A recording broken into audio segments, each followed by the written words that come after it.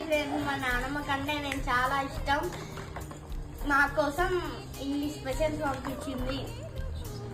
చూసేద్దాం రండి.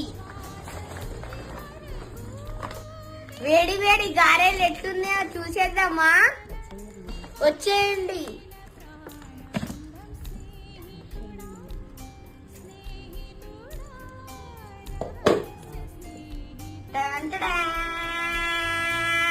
గారెల్లోకి పచ్చడా, గారెల్లోకి చికెన్ కర్రీ, వావ్ పులిహోర.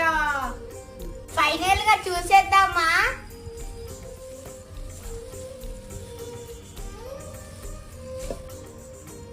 తీయని పాయసం.